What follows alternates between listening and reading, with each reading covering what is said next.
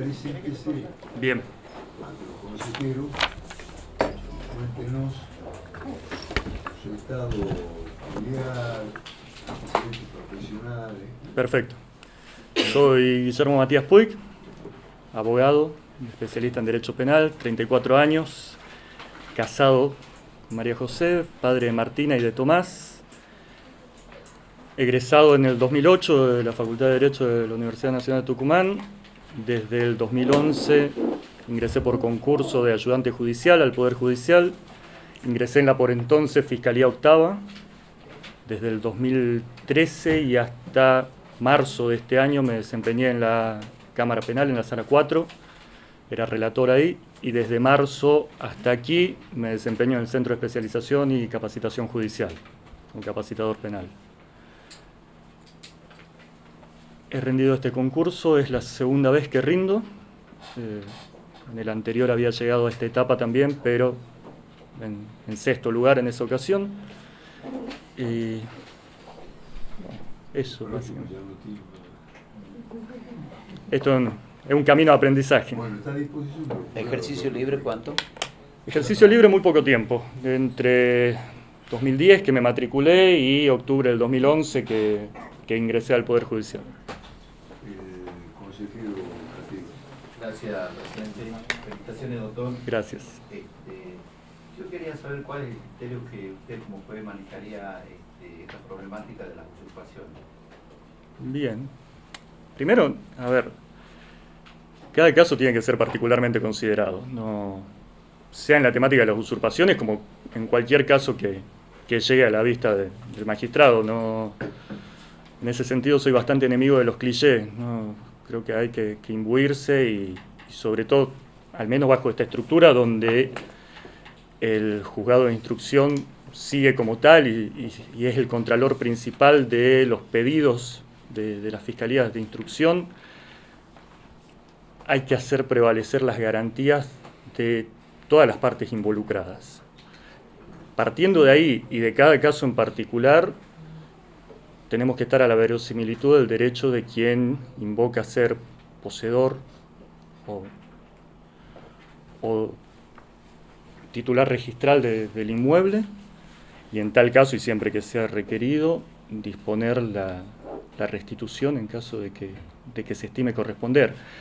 Hay que ser muy cuidadoso ahí también con la particularidad de la temática y con las garantías de quien aparece como usurpador también. No, a ver,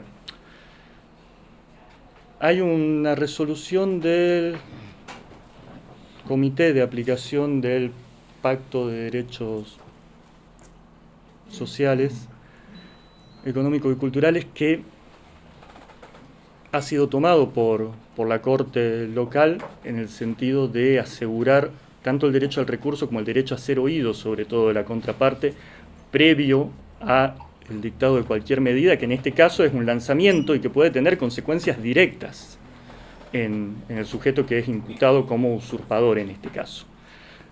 Creo que hay que tener un rol activo en ese sentido de asegurar la posibilidad de no solo el derecho de defensa, sino particularmente el derecho a ser oído de la otra parte, previo a la ejecución de la medida. Una medida de una gravedad no solo particular, sino social. Es una problemática que, como muchas de las que nos toca intervenir como Poder Judicial y particularmente en el fuero penal, tiene una génesis de dificultades sociales postergadas, de derechos sociales postergados, donde a nosotros ya nos viene el jarrón roto, por lo cual no está de manera directa en el juez resolver la cuestión social, lo que hace a la política social, pero sí por lo menos tener el cuidado necesario para que el daño no sea superior al que ya se ha producido. Doctor, nosotros estamos pronto a implementar también ya en toda la provincia el nuevo Código Procesal. Sí.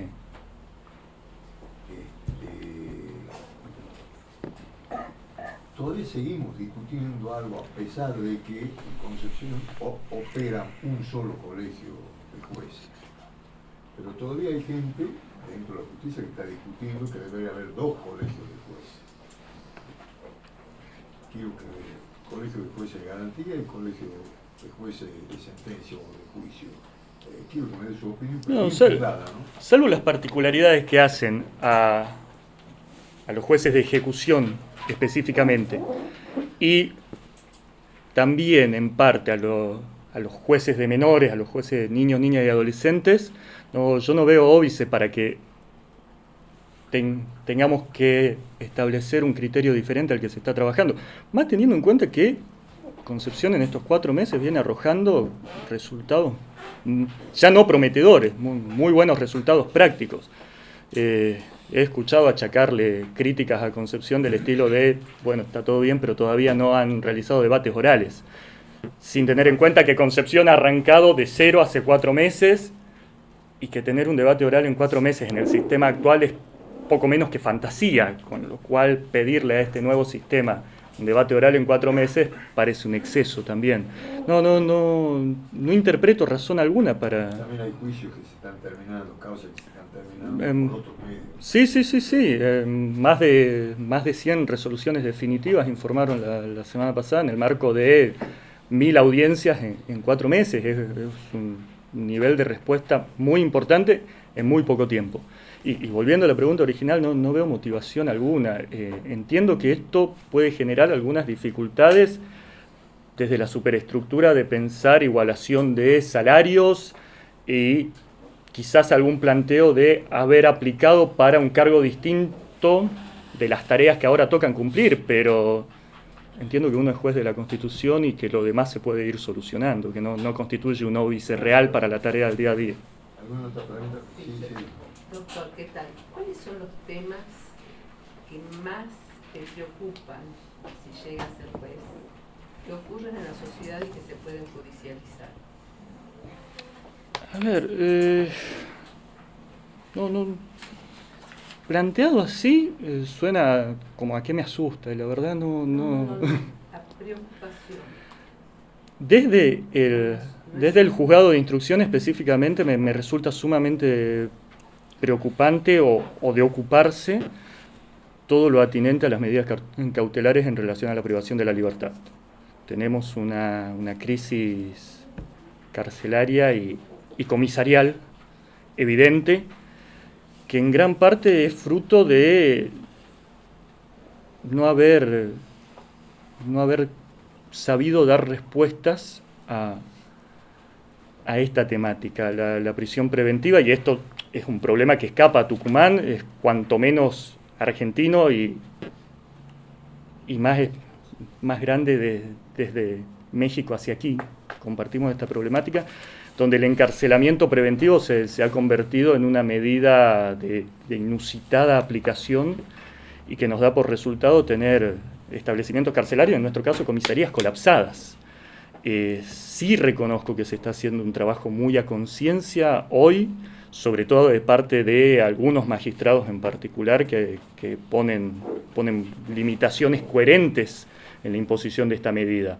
Pero sí, creo que es la temática que más preocupación o ocupación me puede generar en ese sentido. Y por ahí es con la que más ligado estoy desde mi formación, desde la tarea docente, desde la investigación. La cuestión carcelaria es un tema que trabajo hace más de una década. ¿Por qué hay tanta prisión preventiva, como usted dijo, desde México hacia abajo? Un poco como respuesta a un reclamo social. ¿Sí? Y ahí entramos a debatir si tenemos que abocarnos a la tarea de dar lo que la sociedad nos pide o lo que la sociedad efectivamente necesite. Creo que tenemos que tratar de trabajar en este último sentido. Y un poco por falta de herramientas en algún momento que nos diesen la posibilidad de aplicar la imaginación. Hoy, el código con el que trabajamos nosotros nos da mucho lugar a trabajar con alternativas. Hoy tenemos pulsera electrónica, hace 5 años no trabajábamos con eso en la provincia, con lo cual la prisión preventiva debería quedar relegada a casos de extrema necesidad. Mientras tanto, a ver, el peligro de fuga o de entorpecimiento del proceso entre lo que es la clientela habitual del fuero penal es ínfimo o no existe, se puede dar en casos muy particulares, pero después no, lo que tenemos es una clientela de bagatela que no amerita, y esto sentado aquí, que no amerita medidas extremas, ¿sí? Salvo en casos muy puntuales. Y tenemos, a ver, hoy también llegan, o están empezando a llegar, muchos menos casos de intervención de bagatela, de intervención ridícula, a partir de las alternativas de abordaje temprano del conflicto. Esto también va a ayudar a descomprimir. Me parece que vamos en ese camino de descompresión del sistema y de poder ocuparnos de las cosas a las que realmente no le encontramos otra solución que la intervención penal.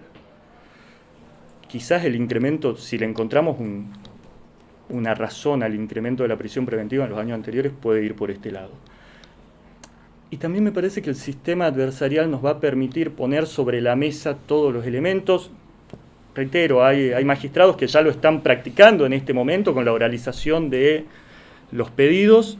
Nos permite poner sobre la mesa al instante las cartas de todos los jugadores del proceso y dejar de recurrir a los clichés y a las fórmulas sostenidas en el tiempo que también llevaban a la repetición de la resolución. Hoy se particulariza cada caso, el nuevo sistema también va a posibilitar esta particularización y vamos a poder tomar decisiones cada vez más ajustadas al caso en particular. La modalidad de trabajo y la carga de trabajo también se modifica en este sentido y ya desaparece la excusa de la sobrecarga también. ¿Contesto la pregunta? Sí, doctor. Hablando del tema cautelar, independientemente de que cada caso es un caso distinto de otro, tiene sus particularidades, usted llega a ser llega al cargo después de la instrucción, bueno, usted va a tener que resolver seguramente muchos pedidos de medidas cautelares que van a hacer los fiscales, ¿no? Prisión preventiva, por ejemplo. En el marco de la resolución de la prisión preventiva, usted va a tener presente, por supuesto, los elementos procesales, los elementos jurídicos. Usted, dentro del condimento de cosas presentes que va a tener en cuenta para dictar una medida cautelar de restricción de libertad, ¿tendría presente, por ejemplo, la opinión pública? No entiendo por qué lo haría, digamos. No, a ver, vuelvo a lo mismo. La magistratura, en general, más allá del cargo particularmente concurso, está destinada a resolver caso a caso. Y no, entiendo por lo menos así, que no tenemos la función de resolver aquellas cuestiones que deberían haber sido responsabilidad de los otros poderes del Estado para que el hecho no llegue a este punto. Sí tenemos aquello de evitar las consecuencias ulteriores, y ahí entra a jugar la medida cautelar. Pero, si la sociedad lo que me está pidiendo es una prisión preventiva por la repercusión que ha tenido el hecho en particular, esto no debería ser un condimento en sí. No, a ver, sí creo que esto hay que trabajarlo, pero hay que trabajarlo, y también entiendo que se viene haciendo, desde una política comunicacional y desde lograr explicar a la sociedad cuál es la tarea para la que estamos destinados, de cuáles son los límites de esta tarea, cuál es el alcance y hasta dónde realmente puede tener repercusión una sentencia. Es muy poco probable que una sentencia en particular, y más una sentencia de una primera instancia en un fuero penal, vaya a generar un cambio significativo a nivel social. Sí, vamos a cambiar la vida de la persona sobre la que recae, de su núcleo social, de la contraparte, pero socialmente es limitado el efecto. En ese sentido, lo que tenemos que explicar es que una prisión preventiva tiene por destino asegurar el proceso. No tiene tampoco por destino asegurar la pena. Porque si no, también nos enfrentamos, en el caso contrario, a dictar una prisión preventiva, y hablemos en este sistema en el que estamos trabajando, a dictar una prisión preventiva hoy y que en 6 8 años, dictemos una absolución. Y ahí también hay que explicarlo. No sería tanto, ¿no? Por supuesto. Ahí también hay que explicarlo. Hay que explicar esta discordancia. Me parece que hay que imprimirle coherencia al proceso desde el primer momento. Y sí, explicar a la sociedad para qué estamos. En esto, a ver, repasaba la entrevista del concurso anterior y en ese momento hablábamos un poco de comunicación institucional y del CIJ, del Centro de Información Judicial a nivel nacional, y todavía no teníamos la dirección de comunicación a nivel corte. Hoy sí la tenemos, con un trabajo muy interesante, donde la sociedad empieza a tener información de primera mano desde el Poder Judicial de cuál es nuestra labor. En esa vía hay que continuar y hay que brindarnos en ese sentido a explicar qué es lo que hacemos. Asumiendo errores, obviamente. ¿Usted entiende que el juez tiene un poder contramayoritario?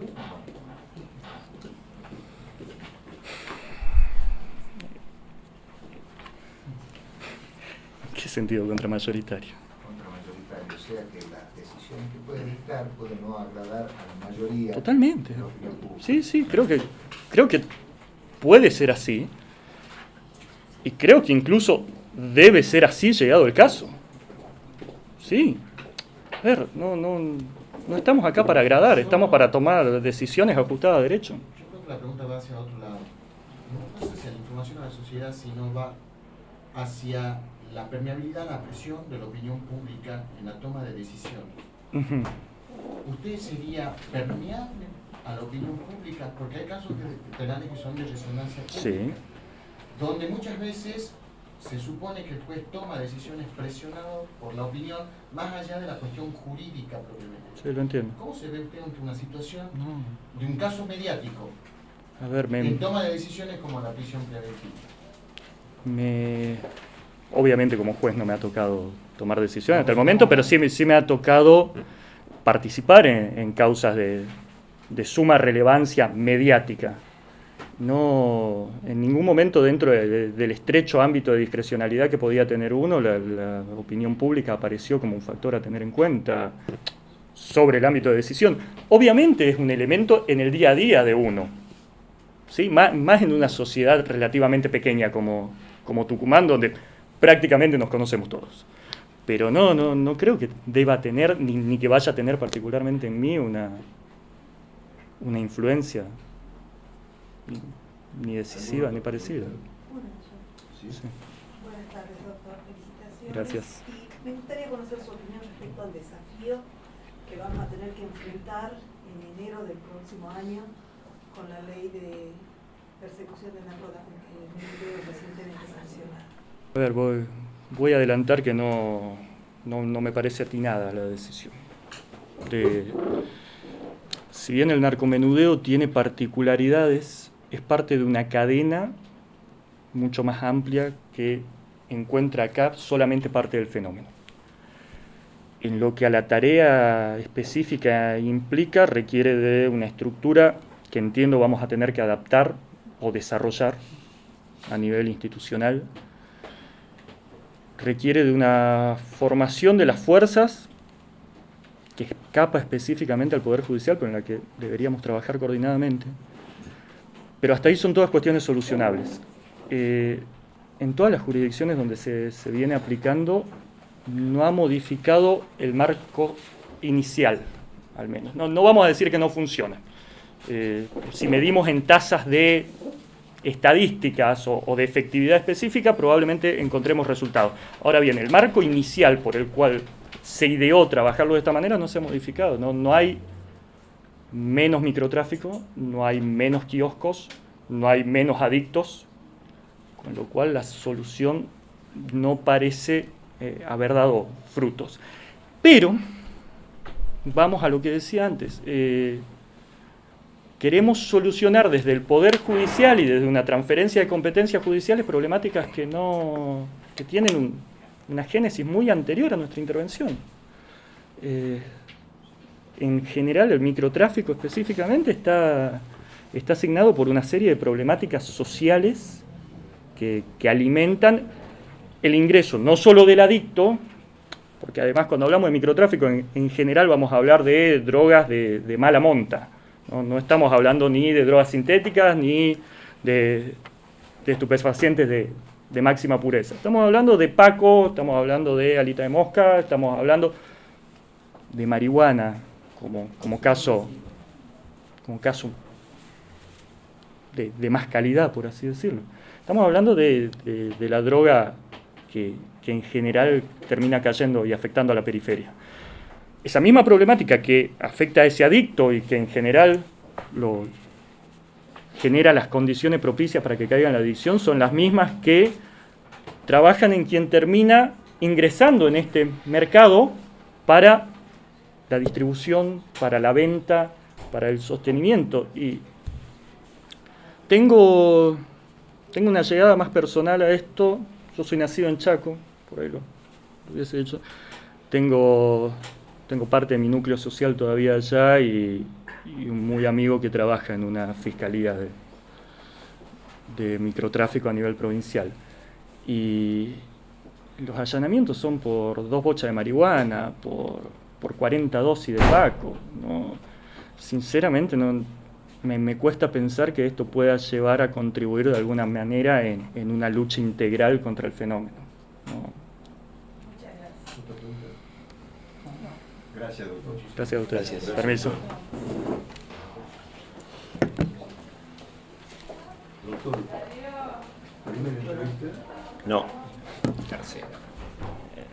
Estuve ya en una terna para Concepción, para la Fiscalía Quinta, creo que. ¿Dónde vive usted? Vivo acá en Capital, pero soy oriundo de Simoca.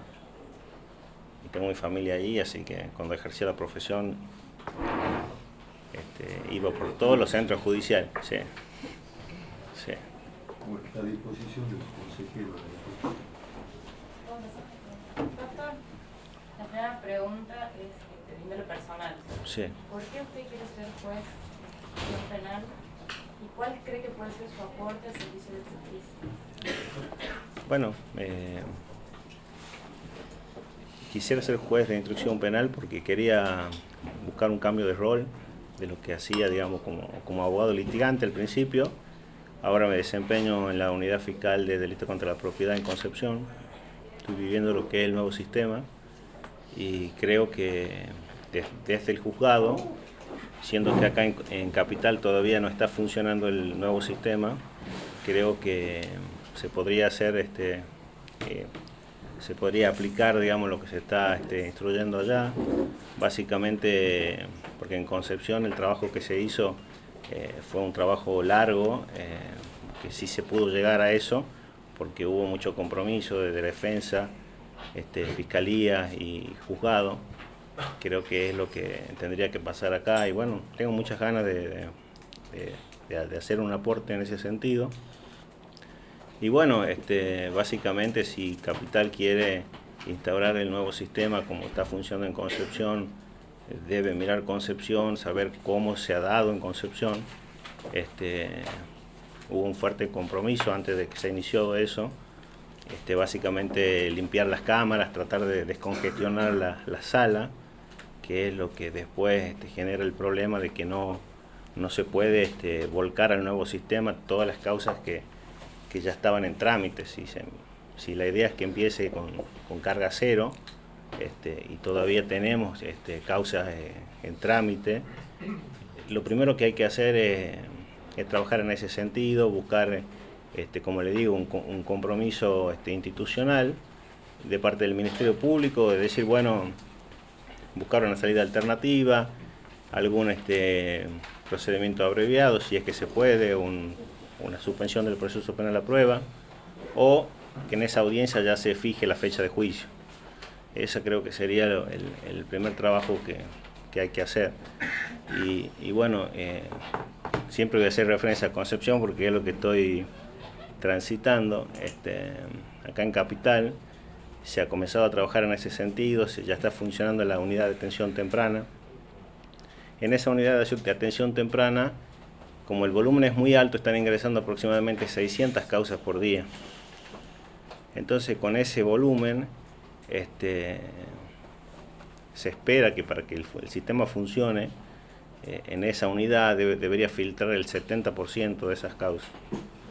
ya sea aplicar criterios alternativos o el archivo si es que es una cuestión no penal. Pero ahí es muy importante el trabajo que está haciendo el Ministerio Público en ese sentido, porque si bien es cierto en esa etapa temprana, también se busca que se genere desde ese momento el acceso a la justicia. ¿Por qué? Porque la gente cuando tiene un problema, lo único que conoce es la comisaría o el CAPS, o sea, está entrando el justiciable por donde no debería primero a buscar la solución. Por ahí hay una señora que denuncia el robo de una garrafa, y son casos que claramente, si uno analiza, la Fiscalía, cuando pasaba eso antes, la Fiscalía decía, bueno, no se investigaba o directamente no se le daba una solución. Ahora, desde esa unidad de atención temprana, se están haciendo derivaciones, asistencia social,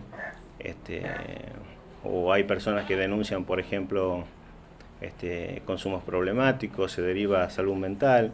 Entonces se están haciendo esas derivaciones que la gente no desconoce, que tiene esas opciones y esas posibilidades. Entonces lo importante que desde esa unidad de atención temprana se genere el acceso a la justicia, digamos, de las personas. Y desde esa manera, como está transitando, digamos, inicialmente acá en Capital esa unidad, está haciendo las distribuciones. Allá en Concepción esa unidad ya hace conciliaciones, mediaciones, y cuando no es posible solucionarlo, recién los mandan a las fiscalías especializadas. Acá esta unidad, como es nueva, todavía no está haciendo ese trabajo. Pero bueno, Concepción está trabajando muy bien, ya van 1050 audiencias aproximadamente. Audiencia de juicio ya hubo, o ayer creo que fue la primera. Y bueno. Perdón, hay una pregunta. ¿Usted cree que el sistema adversarial tiende a llegar al juicio o concluyen por los sistemas alternativos? No. Los medios alternativos, ¿por qué y qué opinión le merece? Para que funcione el sistema adversarial deberían solucionarse antes todos los casos, la mayoría por lo menos, y solamente lo que llegaría a juicio como un sistema de filtro, los casos más graves, los casos más resonantes, los casos que homicidios agravados, cuestiones que sean de mucha importancia y trascendencia. Todas las unidades fiscales tienen ese compromiso. En el sur también las unidades fiscales, las unidades del Ministerio de la Defensa, y se están tratando de buscar la solución. Si bien es cierto, han quedado cuestiones, digamos, que no se han resuelto del anterior sistema, el problema que se está teniendo ahora es cómo se ingresa a esas. No tenemos un sistema conclusional o un tribunal residual que solucione eso. Entonces nosotros estamos trabajando hasta las 13 horas, cada uno en su unidad fiscal, y después hacemos extensión horaria para clasificar las causas, empezar a sacar, a apilar en carpetas, ver si está prescripto, los últimos actos interruptivos, vamos clasificando. A esta le falta el requerimiento de elevación a juicio, a esta le falta esto, y lo vamos clasificando para darle un trámite y una solución. A todas esas causas después se las va a repartir a las unidades fiscales. Bueno, ahora tenemos la colaboración del fiscal regional, que cualquier inconveniente nos soluciona. Yo lo estoy sintiendo hablar mucho desde el lado de la unidad fiscal, desde el lado del Ministerio. Usted está concursando para juez de instrucción, Sí. para formar parte del colegio. Por eso me gustaría saber cómo sería su actividad dentro de ese colegio para facilitar la aplicación del sistema adversarial, porque estoy viendo muy desde el lado del Ministerio Público, de la tarea que usted está desarrollando ahora. Pero vamos hacia futuro, a lo que usted podría desarrollar. Bien. Creía que era necesario, digamos, hacer esa introducción, pero sí, tiene razón. El juez de instrucción hoy por hoy en Capital está vigente la ley 6203, o sea que todavía tenemos el sistema mixto en Capital. Tenemos vigencia parcial de la 8933, con lo cual, como juez de instrucción, si yo quiero empezar a avanzar o dar un aporte, necesitaría comenzar a aplicar la oralidad. Aplicar la oralidad generar audiencias de control de detención, cuando haya una solicitud de prisión preventiva, generar las audiencias, pero como le digo, si no hay compromiso de defensa, eso no se va a poder realizar. Acá y bueno, he ido por el juzgado donde supuestamente ingresaría si soy elegido. He hablado con el secretario, que es el doctor Emilio Nessi. Me ha comentado que desde que quedó vacante el juzgado había una mora importante de juicio. Se hizo un balance, un estudio, y se ha determinado que había 800 causas pendientes para elevación a juicio, para resolución de elevaciones a juicio, y había 1.500 sobreseimientos en agosto del año pasado. Se pusieron a trabajar fuertemente, sin juez, ellos como equipo. Es muy buen equipo de trabajo, a pesar de que hay 2 secretarios, hay 2 relatores y un prosecretario. Y los demás son empleados que instruyen causas, que se dividen en equipo, en la letra y el trabajo.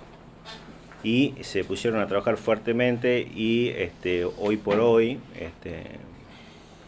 tienen aproximadamente 200 causas pendientes de elevación a juicio y entre 500 y 600 causas pendientes de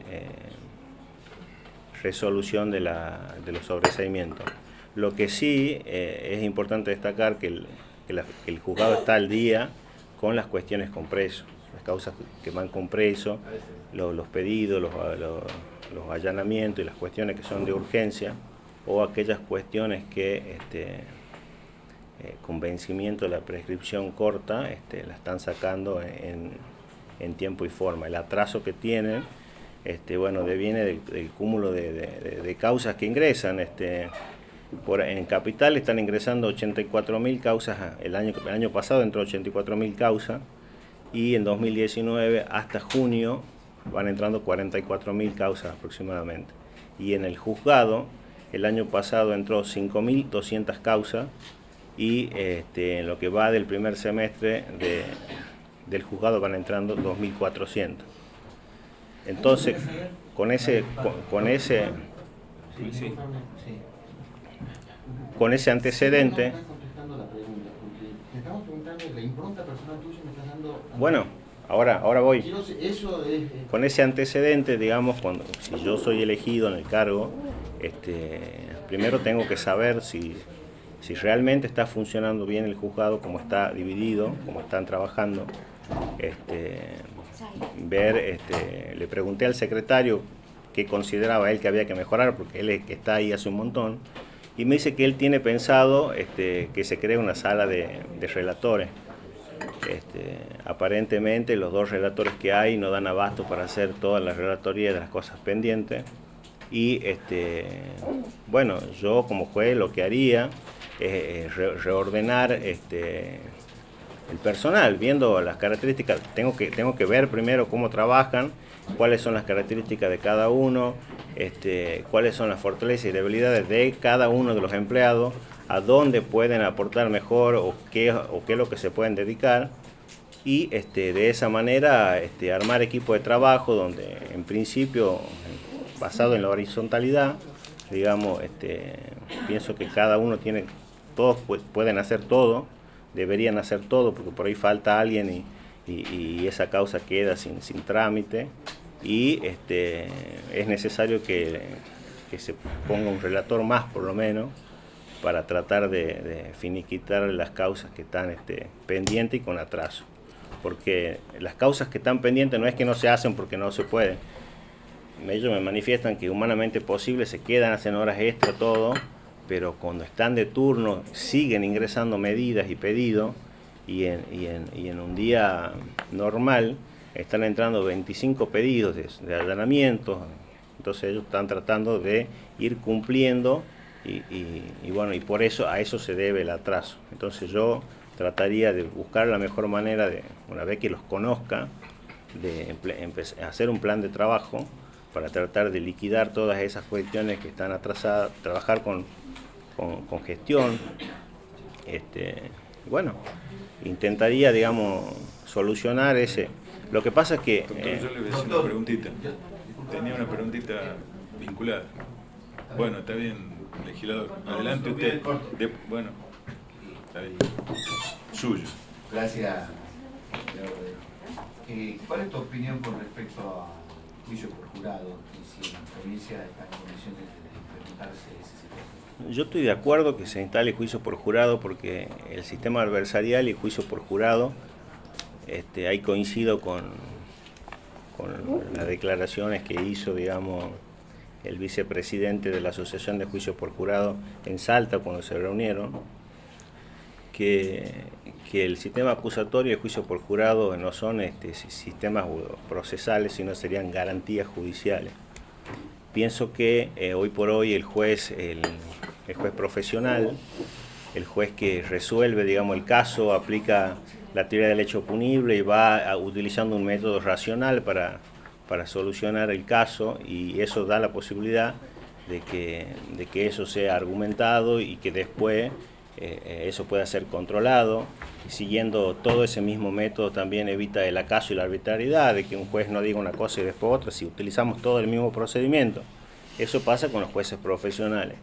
Ahora, si tenemos un jurado popular de 12 personas que solamente resuelven por sí o por no el veredicto, creo que independientemente de eso sería mucho más legítimo para la sociedad, lo acercaría más a la justicia, a la sociedad.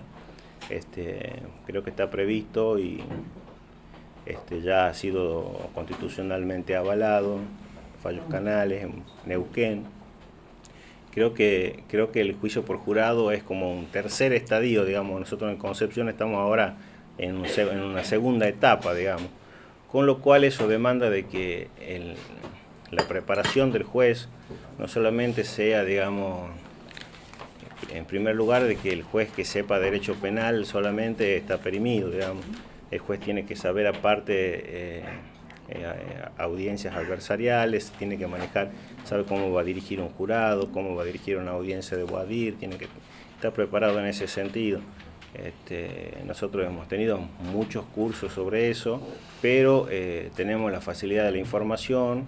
La Asociación de Juicio por Jurado tiene subido en página, digamos, gratuito, para que, bueno, y sería necesario también, ya que tenemos escuela judicial, yo ya estoy terminando, que también se cree un módulo, digamos, de capacitación en la medida en que hay posibilidad de que se instaure el juicio por jurado, de que tengamos los jueces más idóneos para que sepan llevar adelante una audiencia, sepan impartir las instrucciones, cómo va a admitir una prueba, cómo se va a desarrollar con mejor idoneidad, digamos, el proceso. Estoy de acuerdo y creo que el juicio por jurado que mejor se adapta sería el jurado popular, no el escabinado. Yo, presidente, gracias. Doctor, le escuchaba recién a usted que daba incluso estadística y por un lado veo que además trabaja en el sistema judicial en Concepción, ¿verdad? Sí. En el Ministerio Público. El nuevo sistema que se aplica, y usted lo ha dicho, y todo lo que conocemos algo del tema sabemos que es así, aplica un criterio que es de la selectividad por la gravedad de las causas. En el volumen de causas que tiene que ver obviamente, y todos lo aceptamos, con la eficacia y la eficiencia del sistema. Mi pregunta es, ¿la sociedad tucumana, el justiciable, entiende que eso es así? El que recurre al sistema judicial penal porque es víctima de un delito busca algún tipo de respuesta a su situación concreta en un delito. Toca las causas. En Concepción, lo estamos viendo que funciona y está bien que funcione, por eso fue diseñado. Y en Tucumán va a ser más terrible, usted ha dado un número de miles de causas anuales. Eso es su opinión primero. Y después, ¿qué pasa, usted que está en Concepción, qué pasa con esas otras causas que no llegan a juicio? Que no entran o se resuelven, hay satisfacción por parte de los justiciables, de las personas víctimas de delito. Sí, ¿Cómo se está manejando ese tema? ¿Cómo se debiera manejar? En primer lugar, digamos, el Ministerio Público tiene una política de que la representa a la víctima. si hay un problema, ya sea que por un hecho menor, yo antes estaba en la Fiscalía de Delitos Complejos con el doctor Sánchez y hace poco estoy en delito contra la propiedad y claramente los delitos que manejaba en la primera oficina, cuando me voy a delito contra la propiedad me parecían todos fáciles. Fácil en el sentido de que la pena era mucho más baja, que capaz que eran hurto simple, autores desconocidos y todas esas cuestiones, por más que uno lo haga el análisis y diga, bueno, a ver, robaron una moto a las 2 de la mañana, no habría cámara, no habría testigo, la señora no pudo reconocerlo. Son cuestiones que nosotros tenemos que saber trabajar con la víctima, la llamamos a la víctima, la citamos, le decimos, lamentablemente, por más que nosotros hagamos tareas investigativas, va a resultar imposible incorporar nuevos elementos para determinar quién ha sido el autor del robo de su moto. La moto va a quedar con pedido de secuestro y lamentablemente la causa la tenemos que archivar porque no podemos imputar o generar un antecedente con autores desconocidos.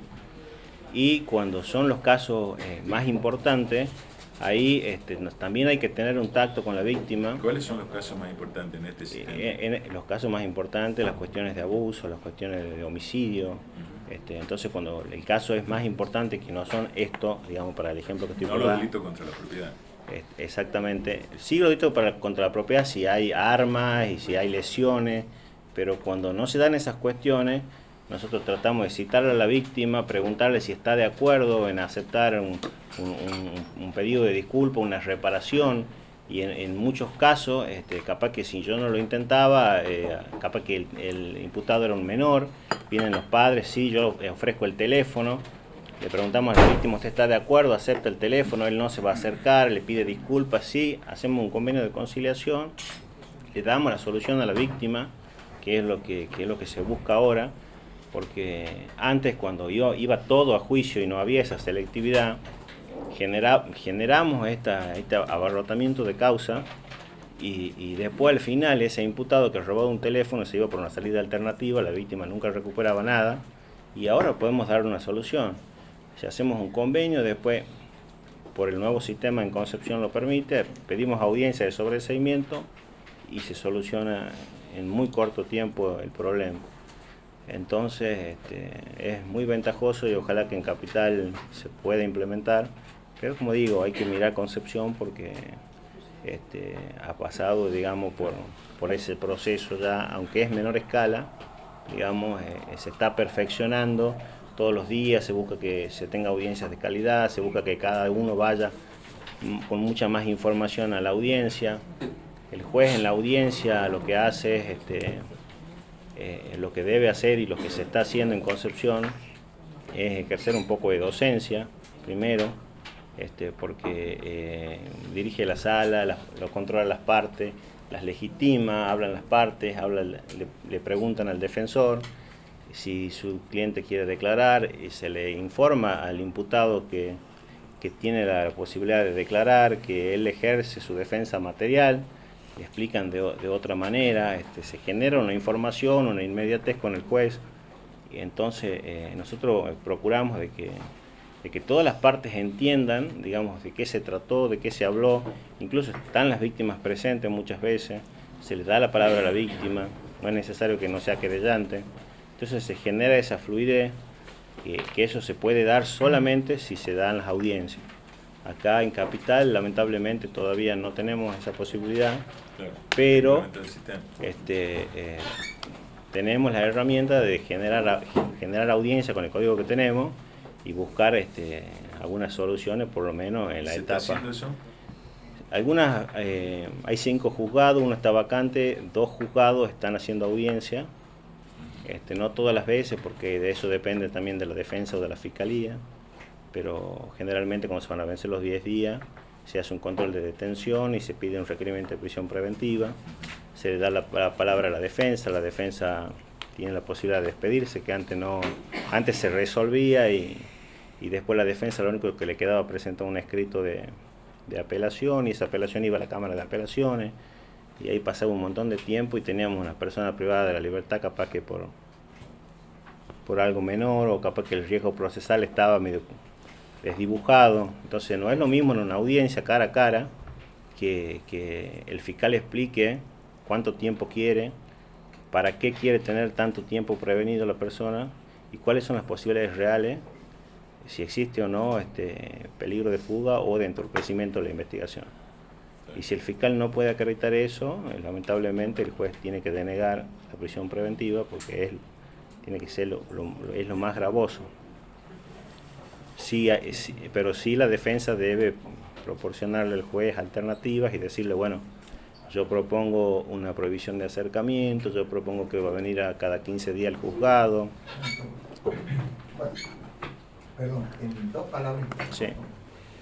En el marco del nuevo sistema procesal que se va a aplicar acá en Tucumán y el que se está aplicando en Concepción ahora, en preciso momento,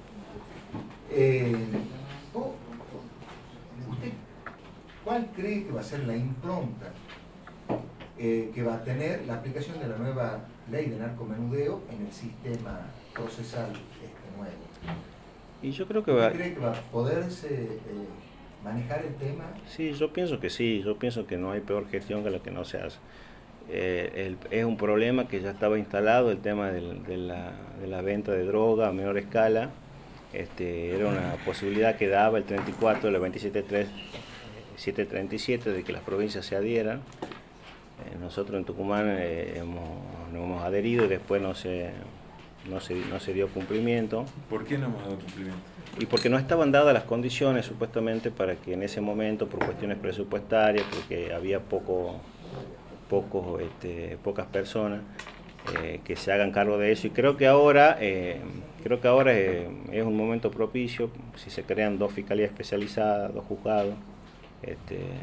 Pero va a haber que tener una interconexión, digamos, con el sistema federal, porque pueden ocurrir cosas vinculadas, que se desbaraten cosas más grandes. Entonces, sí, para mí es positivo y sí se va a poder lograr. Y si tenemos instaurado el sistema que tenemos en Concepción, con el sistema de audiencias, todo eso rápidamente lo soluciona. Ya no tenemos los plazos de 10 días. Ahora en 24 horas, cuando hay una detención, en 24 horas está en audiencia, o si hay un aprehendido, en 48. Entonces eso le da la posibilidad al imputado a solucionar. ¿Me parece que los juzgados estos especializados tienen incompatibilidad con el colegio de jueces? No. No, yo creo que son jueces especializados que deberían mantener la especialidad y no, obviamente, abocarse a eso, como menores y como los jueces de ejecución. Los jueces de garantía también, los jueces de instrucción también, dice usted. No, que sí se tienen que integrar en el colegio. Y se puede integrar al colegio, pero mantiene la especialidad, no es que van a resolver todo, digamos, es solamente cuando entran esos casos.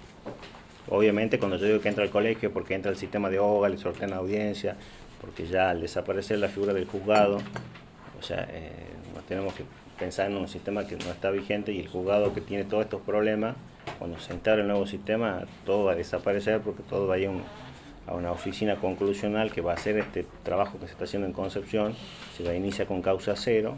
Sería una ficción jurídica, porque yo te digo, mira, 7.000 causas hoy hay en la Cámara Penal con delitos graves, que no podemos utilizar los medios alternativos de solución de conflictos, salvo en una pequeña parte, ¿no? En la mayoría todos son delitos graves. ¿Y cuál será el resultado de eso? Bueno, la impunidad, porque un montón se van a restituir. Y si la defensa es una realidad, hasta mayo del año que viene hay que terminar con todas las causas. Las cámaras de sentencia tienen 7.000 causas hoy para dictar sentencias, para hacer juicios orales. ¿Qué hacemos con todos esos juicios orales? Ya es muy fácil empezar de cero, sí, pero cuando hay un montón de causas para resolver, y ya en la Cámara Penal que ya tiene requerimiento de relación a juicios, que dicen son delitos graves, y se complica un poco, me parece, ¿no? Sí, claro, porque y aplicarle a este sistema, la ley de narcomenudeo, me parece que va a pasa que toda es esa... una cuestión de política legislativa. Sí, en realidad el doctor está para que le pregunte. Sí, no, perdón. No, está bien. Le preguntan como fiscal y quieren contestar como juez. Le contestan de política legislativa. No, pero sí tiene razón. Yo no sé si la salida ahí en esos casos sería poner un tribunal residual. para que se aboque a eso. Pero dicen que en Rosario hubo un tribunal residual que intentó hacer esto, que aparentemente pasó 5 años y no avanzó. Entonces están tratando de volverlo al sistema al nuevo. Muchas gracias. Muchas gracias. ¿Cómo está? ¿Cómo está, doctor? ¿Cómo está? Sí, tranquilo. ¿Primera entrevista? Primera entrevista. Sí, primer concurso que rinde. Felicitaciones, doctor. Sí, Entonces, muchísimas gracias. Muchísimas gracias. Muchas gracias. ¿Usted está en el Poder Judicial? Yo soy secretario del juzgado de instrucción de la segunda nominación, doctor. Sí. Ajá. Sí, Doctor, arrancó una entrevista presentante, es la Bien. primera vez que Bien, doctora. tenemos acá. Sí. Y un poquito contanos cuáles son los antecedentes tuyos personales o profesionales que Bueno. creas relevante destacar Bueno. en función del cargo al que aspiras. Perfecto. Bueno, mi nombre es Gonzalo Azcárate, tengo 32 años. Actualmente me desempeño como secretario del juzgado de instrucción de la segunda nominación del Centro Judicial Capital a cargo del doctor Facundo Maggio. Básicamente mi tarea o mi carrera profesional empezó hace 10 años. Me recibo y empiezo lo que es el libre ejercicio de la profesión. En esa época, bueno, es bastante complicado, ustedes saben, en los inicios, conseguir clientes, todo eso, uno no se puede especializar en un fuero. Trabajaba tanto acá en Capital como en el fuero de Concepción, el Centro Judicial Concepción, y ejercía el comercio de manera paralela por ahí para solventar los gastos de un posgrado que tengo en Derecho Penal Tributario. Y en ese marco después, bueno, me contratan para un registro nacional de la propiedad del automotor para hacer asesoría letrada, y en ese marco, bueno, se da la oportunidad de acceder al Poder Judicial a partir del primer concurso abierto al público. Tengo la dicha de quedar dentro de lo que es el cupo y, bueno, se produce mi designación en el año 2013. Yo quería penal, pero por una cuestión de razones de servicio me mandan al fuero civil y comercial común. En ese entonces estuve en el juzgado de la séptima nominación a cargo en ese entonces de la doctora Dala Fontana, cual aprendí muchísimo.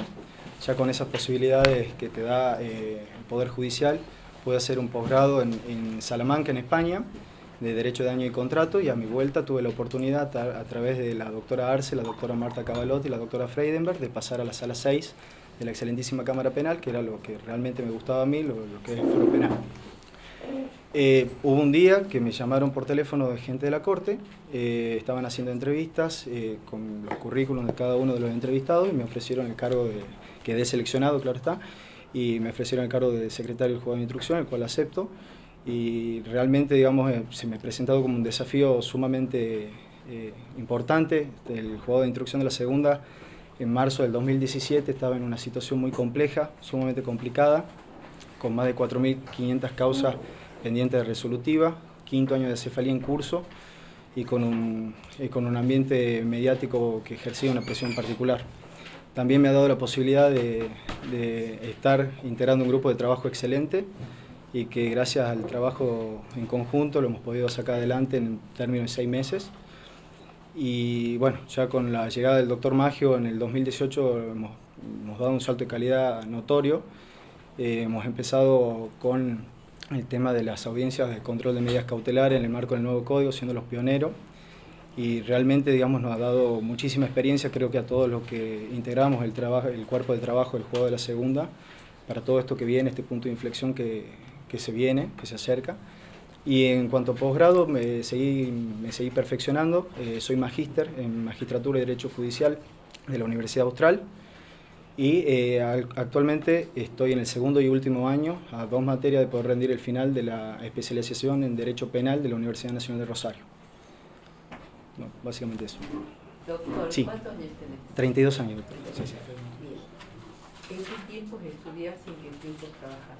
Bueno, mi día se divide de la siguiente manera. Yo estoy en el turno matutino, entonces de lo que es de las 7 de la mañana hasta 2, 2 y media, 3 de la tarde, digamos, uno se queda siempre en el juzgado, más en el juzgado de instrucción, donde siempre tiene que de alguna manera controlar que esté todo en orden, en ese sentido que las medidas salgan, porque a la mañana nosotros tenemos atención al público, lo que es el ingreso de causas, todo eso. El turno vespertino tiene inhabilitado el cargo electrónico, entonces no hay flujo de causas.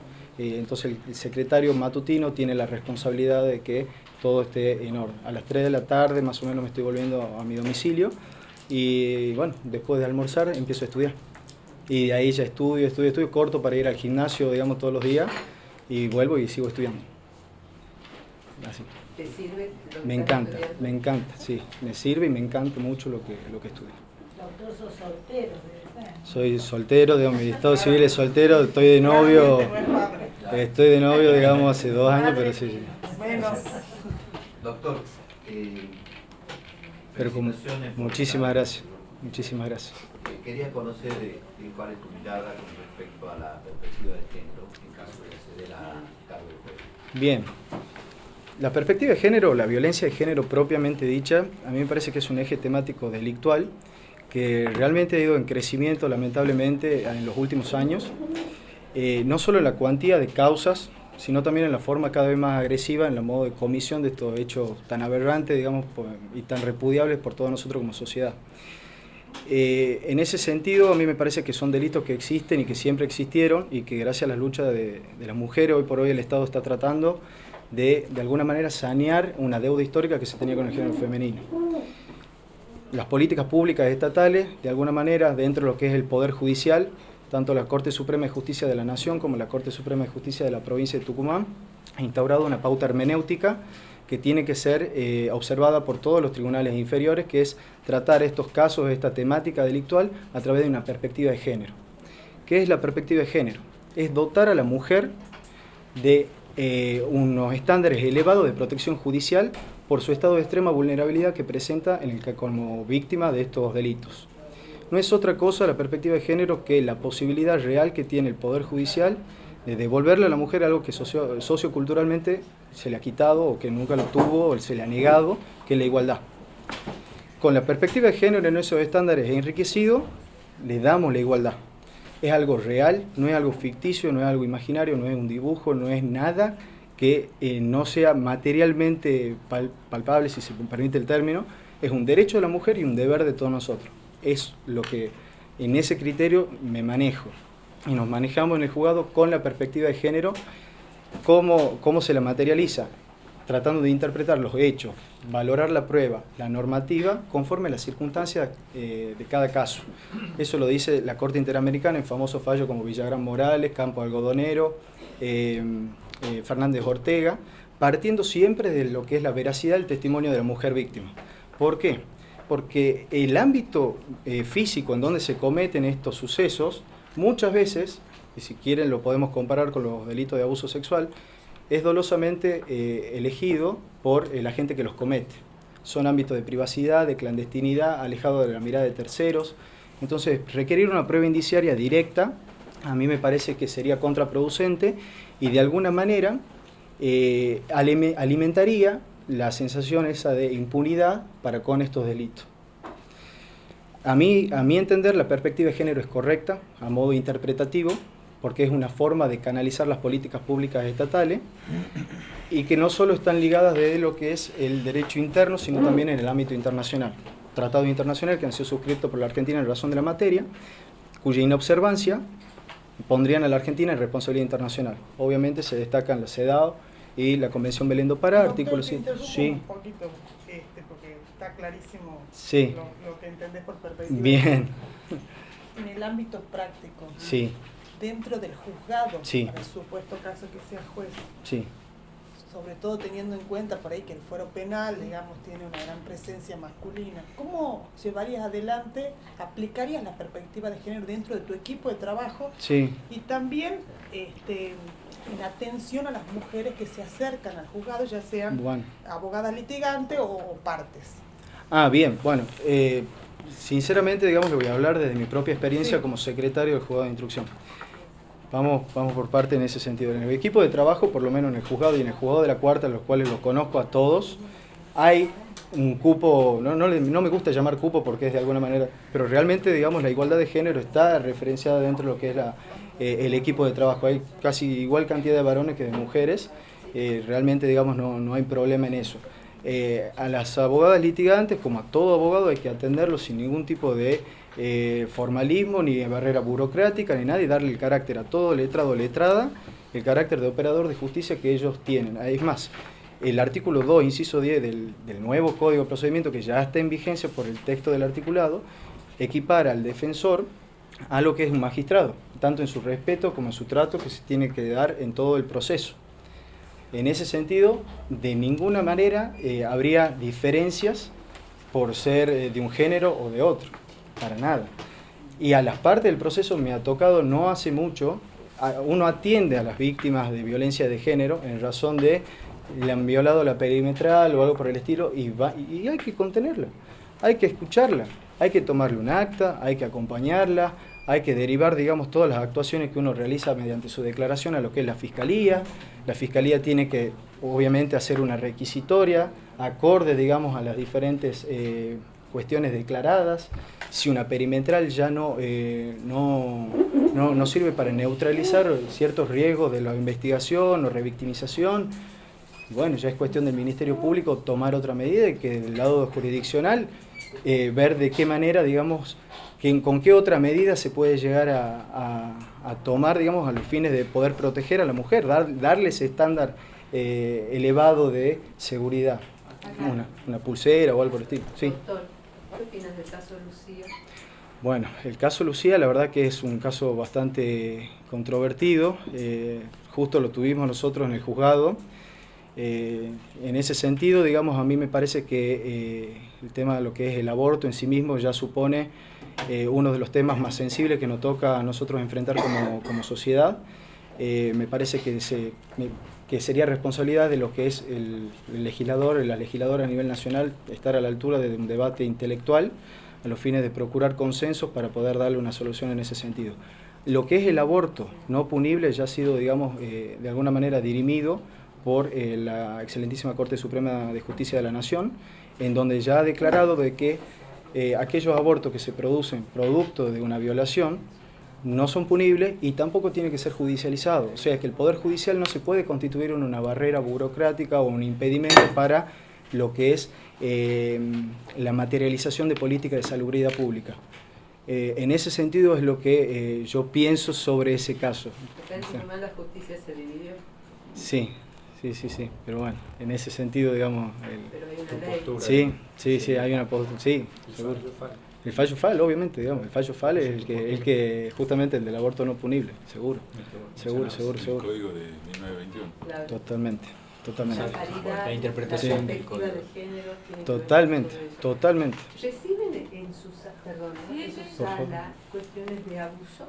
Sí, un juzgado de instrucción nosotros recibimos, estamos de turno, es más, estamos de turno hoy, digamos, estamos de turno siempre con la Fiscalía de Integridad Sexual y sí, tenemos muchas causas que ingresan, son muchos, sí. ¿Y qué hacemos frente a eso? No, le damos una proactividad. No, nosotros damos una proactividad, ¿por qué? Porque muchas veces no solo hay casos de perspectiva de género en el sentido de mujer, sino también hay muchos menores de por medio.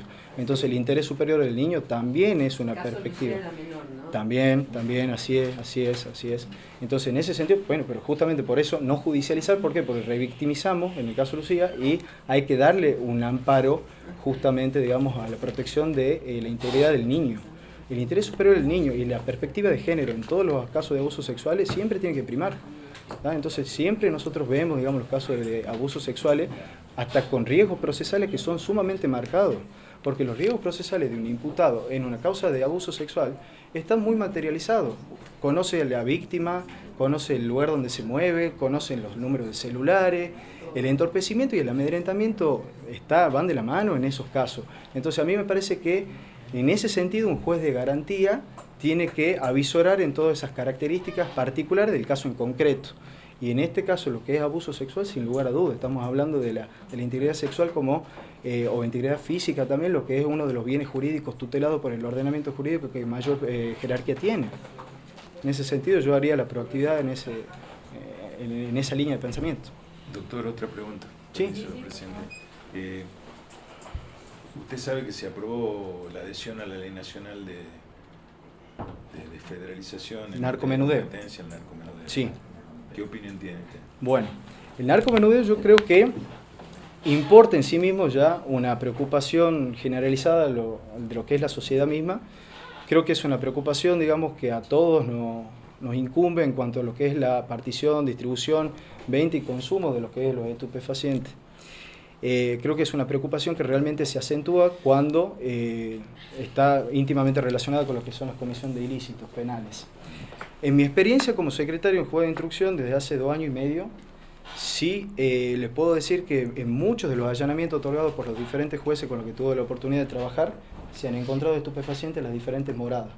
Entonces, en ese sentido, yo estoy de acuerdo de que la ley de alguna manera es adecuada, es pertinente y reporta una suerte de concientización de lo que es la realidad propiamente dicha. Ahora, el narcomenudeo presenta diferentes aristas que me parece que es importante recalcar. Primeramente, de decir que la ley 26.052 modifica el artículo 34 de la 23.737, en donde invita a las provincias a asumir la competencia de aquellos hechos donde una persona... Doctor, estamos de acuerdo en todo eso. Estoy de acuerdo. ¿Qué opina usted de la posición que sostuvo? Porque esta ley se aprobó el 14 de marzo de 2014. A eso es lo que iba. ¿Qué opina usted de la posición que sostuvo el Ministerio Público que era pertinente, y de la cautelar que logró de la Corte Suprema? A eso iba, justamente. Que sigue vigente. A eso iba. Que la cautelar, digamos, donde invita justamente a partir de la ley 8.664, donde la provincia en el 2014 se adhería, la cautelar que obtiene el Ministerio Público Fiscal me parece que es sumamente pertinente, doctor. ¿Por qué? Porque ha dicho que no tenemos los recursos, el equipamiento y lo que es la estructura. Es una situación, un razonamiento que hoy por hoy se subsiste, pero que la nueva ley que se sancionó la semana pasada hace aplicación de lo que es el artículo 5 de la ley 26.052, que es de pedirle al gobierno nacional la partida presupuestaria justamente para la estructura, para lo que es el servicio penitenciario y afines.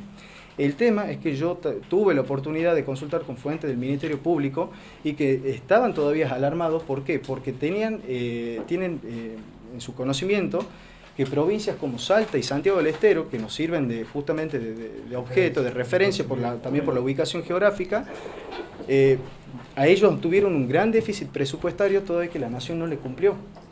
Entonces, en ese sentido estaban preocupados. ¿Por qué? Porque ese déficit patrimonial que tuvieron después le afectaron en lo que era el normal tratamiento de las diferentes cuestiones que hacen a los delitos convencionales de competencia provincial. Doctor. Usted es secretario en juego de instrucción, tiene conocimiento acabado del fuero. Me gustaría saber qué considera usted, cuáles son los desafíos que van a tener, que en el caso de acceder a la magistratura, cuál es el desafío para implementar exitosamente el sistema adversarial. ¿Y cómo los afrontaría? Bueno, en ese sentido yo creo que el sistema adversarial propiamente dicho para mí supone ya de por sí la mejor solución que se le podía dar a todos los problemas que hoy por hoy aquejan tanto el sistema judicial en general y al fuero penal en particular. En la implementación de audiencia, de alguna manera resuelve lo que para mí era el principal problema, el principal escollo de una buena justicia, que era el tema de la celeridad, o de la poca celeridad, mejor dicho, que se le daba al tratamiento de las diferentes cuestiones en el proceso. Y en ese sentido tenemos audiencias que hoy por hoy nos están durando entre 15 a 25 minutos en promedio y nos están reportando un beneficio temporal de por lo menos 2 o 3 meses en comparación de lo que es el formato papel propio del escrituralismo. Si yo trazo una línea, digamos, paralela y veo cómo está evolucionando en Concepción el sistema adversarial, veo que a través de todo este sistema de audiencias vamos teniendo 1001 audiencias, van resolviendo 109 causas y han bajado de manera extraordinaria la cantidad de días en promedio que se necesitaba para poder concluir una causa, de 587 a 66. Sin lugar a dudas ya demuestra, digamos, un fuerte impacto que va a tener, digamos, el sistema adversarial para con este nuevo... O hasta la percepción que va a tener la sociedad de lo que es el producto de nuestra justicia. Y en ese punto, doctor, de la percepción, por esa cuestión de la selectividad y la gravedad de los delitos, ¿qué va a opinar la sociedad? ¿Qué imagina usted? No, yo opino, digamos, que la sociedad en un momento, al cuando tener... que no hay posibilidad de que la causa donde son víctimas... a ver, a mí me parece que la clave de este sistema, y también para no dejar inconclusa la pregunta de acá del doctor Cosio, a mí me parece que la clave de todo el sistema adversarial, como lo ha sido en cualquier otra provincia que se lo ha aplicado, son las medidas alternativas de resolución de conflictos. La medida alternativa de resolución de conflictos no es filtrar las causas. La palabra filtrar a mí me parece que es desechar, y no es filtrar. Es redireccionar a soluciones que da el sistema judicial. Son soluciones que, por una cuestión de entidad de lo que es la causa, no corresponden que vaya a un juicio de debate. Y muchas veces son soluciones que reportan muchísimo más beneficios que un juicio. ¿Tá? Porque en una suspensión de juicio a prueba, por ejemplo, es justicia medida, donde se le pueden dar, digamos, condiciones en este caso al denunciado, ¿tá? Que de alguna manera en el ámbito reparativo, o de alguna manera nosotros estamos poniendo en práctica lo que son los principios de una justicia retributiva, que la pena en un juicio no es. ¿Por qué? Porque es sancionatorio. En ese sentido. Y pacificador, exactamente. Sigamos la pregunta de la doctora. Sí, no sé si le respondí, doctor. ¿Sí? Perfecto. Pero, ya que está, Dígame. ¿qué opinas del juicio por jurado? Bueno, yo estoy absolutamente de acuerdo en lo que es la implementación del juicio por jurado. Yo creo que lo que es la intervención supone la intervención de manera directa de lo que es la sociedad en lo que es la administración de justicia. Si partimos de la base que la administración de justicia es un servicio público, lo tenemos a los miembros de una comunidad como principales destinatarios. Entonces, su intervención va a facilitar lo que es la consolidación de los principios de independencia, de transparencia y de confianza que tiene que tener la sociedad en el sistema de justicia. Y aparte, que ese acceso a mí me parece que va de alguna manera a posibilitar que experimenten de primera mano el arduo trabajo que se realiza en los tribunales penales de la provincia de Tucumán, que muchas veces les es negado. Constitucionalmente está previsto, artículos 24, 75, inciso 2, in fine, y 118 de la Carta Magna, 3, 9 y 50 del texto del articulado del nuevo Código de Rito y en la ley del Colegio de Jueces. Las formas sustanciales del procedimiento, lo que es acusación, defensa, prueba y sentencia, tampoco sufren modificación alguna. Y sí reporta muchos beneficios en particular. Para el imputado, tener un juicio personalísimo, saber, digamos, que está juzgado por sus pares. Para la sociedad propiamente dicha, tener la capacidad resolutiva en materia de culpabilidad de un injusto penal para con un par.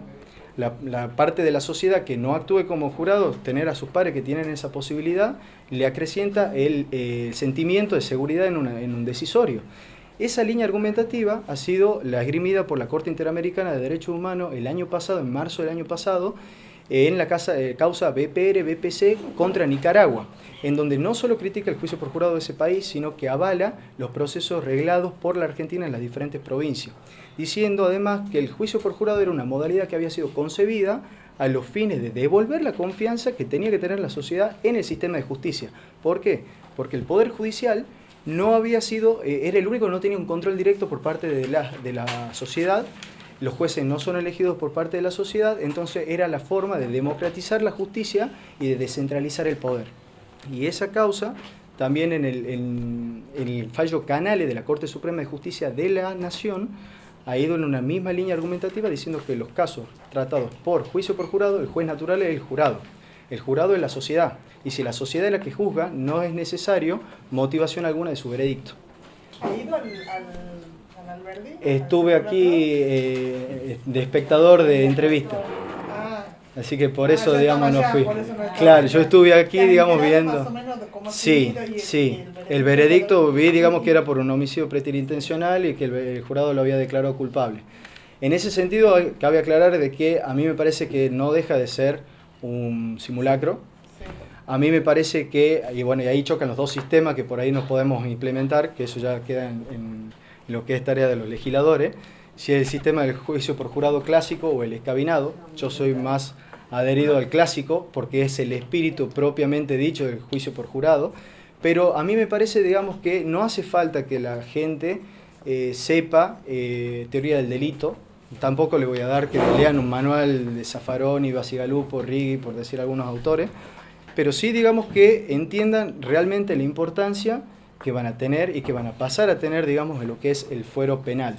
El tema de la culpabilidad, el tema de tener a un par que le deciden si ha sido o no autor material y con la certeza absoluta de un injusto penal.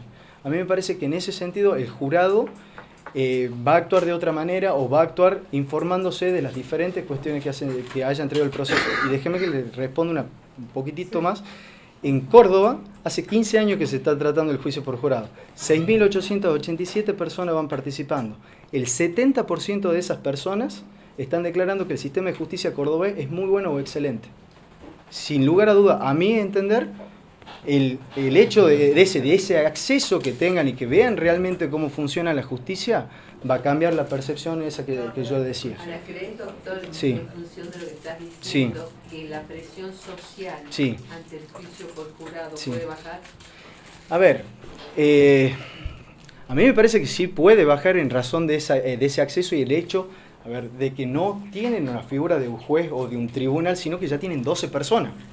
Entonces, 12 personas que van a dar un veredicto, que van a dar que ya hay una postura, ya de alguna manera contempla una solución más fundada a los ojos de la sociedad. No es lo mismo un juez que resuelve de tal o cual manera, sale la noticia en el diario y dicen, lo liberó al asesino, y no en ningún momento dicen si había riesgo procesal o no en una prisión preventiva, por ejemplo. Y que es muy difícil, digamos, de alguna manera contrarrestar ese... Perfecto. Permiso. Muchas gracias. Muchas gracias. Permiso. Quiero arrancar con la primera pregunta, porque ya te conocemos, doctora. Yo quería preguntarte, a partir de la entrevista que ya has tenido, ya has hablado vos sobre vos un montón, ¿qué querés agregar que pueda ser trascendente e importante respecto a tus expectativas por el cargo que aspirás, este cargo, después de inscripción?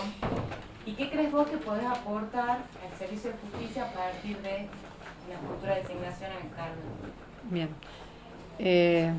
Creo que este cargo tiene una trascendencia fundamental, teniendo en cuenta que implica ser juez de garantías. Entonces me parece que tiene el enorme desafío de implicar el equilibrio entre esas fuerzas dicotómicas que es la eficiencia del sistema y la efectividad y la vigencia de las garantías constitucionales. Creo fervientemente en las garantías constitucionales, más allá de la ley escrita. Entonces, me encantaría poder afrontar el desafío de tratar que sea una realidad, más allá de la eficiencia, la vigencia de las garantías. Entonces, desde ese lugar me gustaría tratar de cumplir la función. No sé si respondí a la pregunta, me parecía una pregunta amplia. Sí, es una pregunta justamente porque para que te desplaces en lo que vos pensaste. Me escuchó desde un rol de la defensa y te escuchó muy comprometida, por lo menos en la anterior entrevista. Entonces quería que te desplaces en este nuevo rol, que es un rol totalmente diferente. Totalmente. De este cargo. Dentro de esa misma línea en donde justamente la Defensoría tiene que ver justamente con la vigencia y la efectividad de todos los compromisos internacionales asumidos, desde ese lugar tratar de cumplirlo también.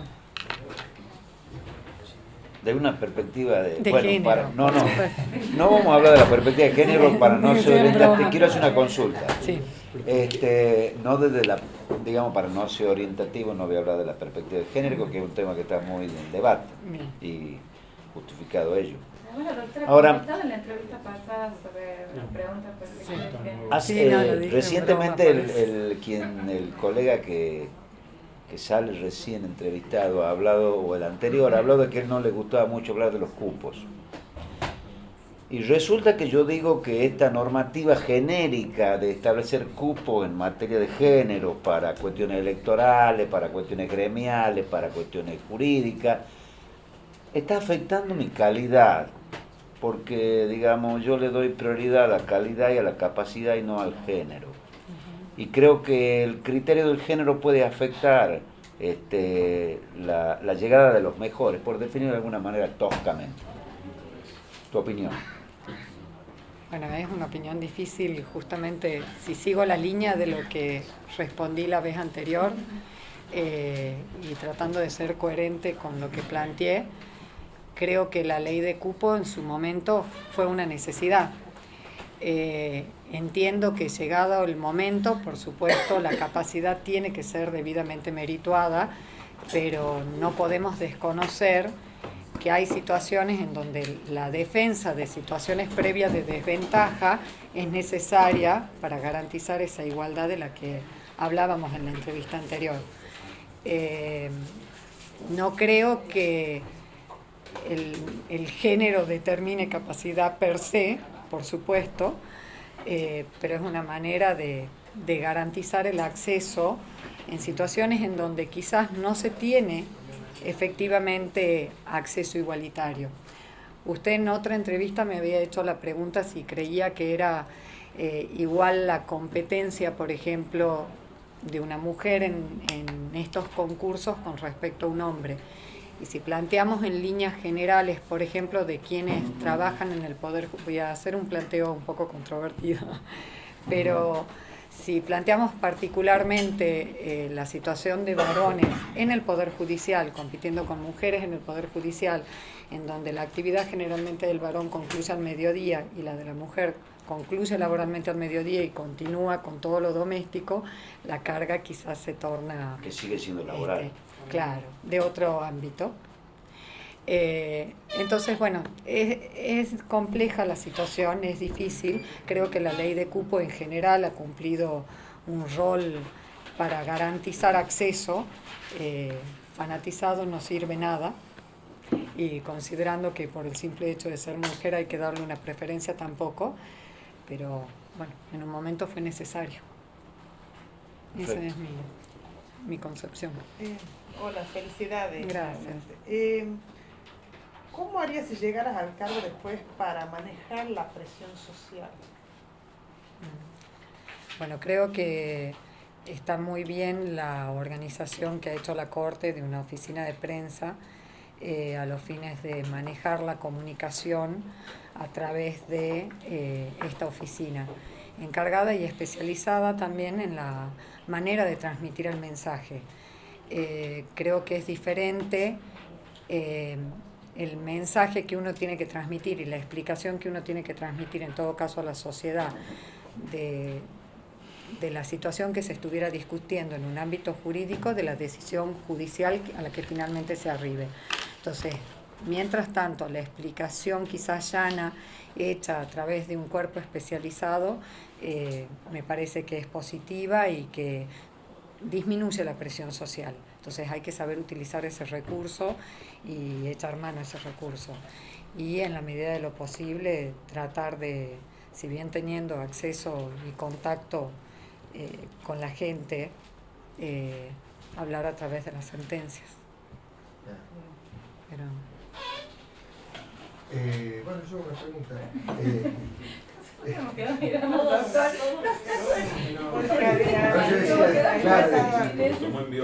Debilidades y fortalezas del nuevo sistema adversarial, así rápidamente desde la perspectiva del juez de instrucción.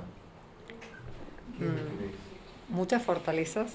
Realmente me cuesta pensar en este momento en debilidades. No, la verdad que veo solo fortaleza realmente si me lo plantea. Creo, como había respondido ya, que es la manera real de efectivizar un proceso con la celeridad, transparencia, personalización y garantía efectiva de defensa en juicio.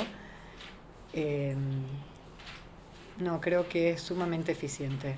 Me cuesta pensar en una debilidad realmente.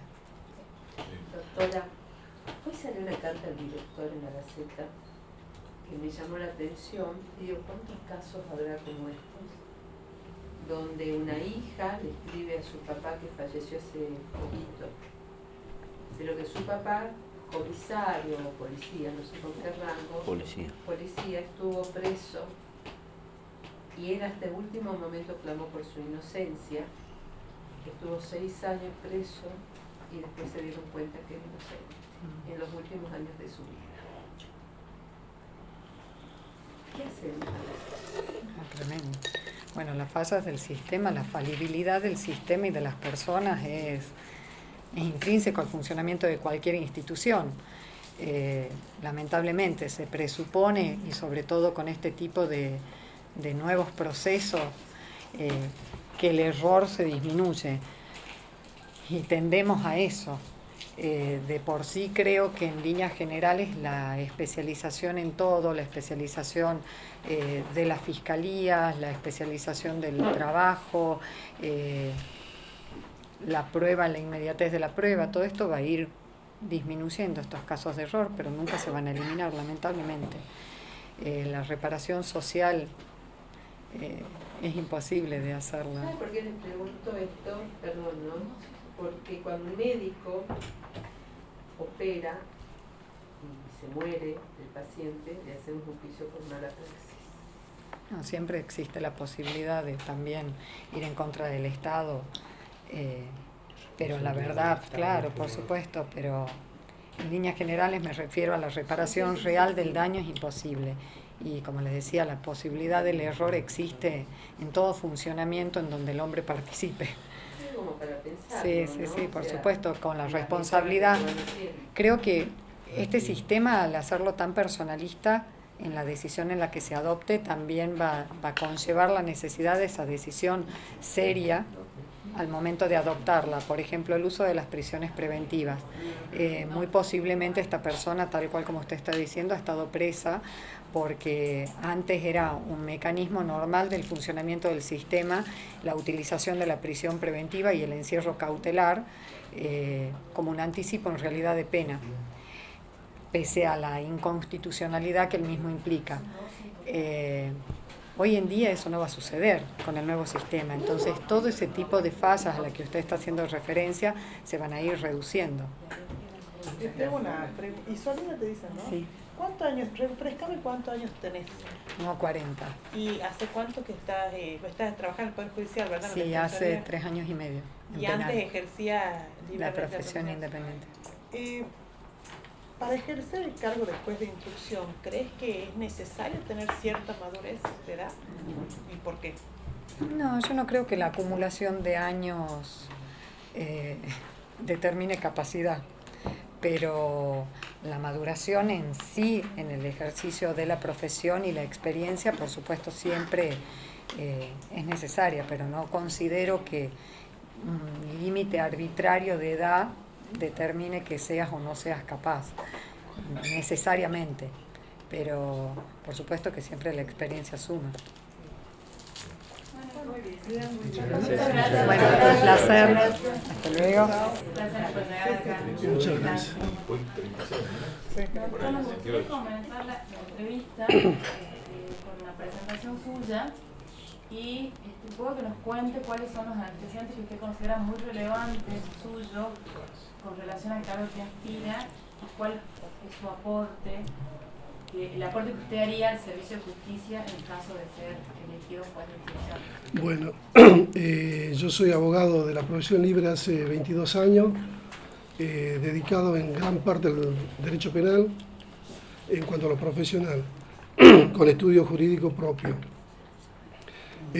A su vez, en cuanto a lo académico, además de abogado, soy escribano, tengo 4 posgrados, de los cuales uno es especializado en Derecho Penal, maestrado en Magistratura y especializando en Derecho Procesal Penal. ¿Cuántos años tiene, doctor? ¿Hijos? ¿Son casados? Tengo una hija de 18 años en la universidad, casado, divorciado. Gracias. ¿Cuántos años tenés? No le dije los años, 47. ¿Hincha de qué? ¿Acá o de Nacional? Acá de San Martín. Ah, bueno, ya.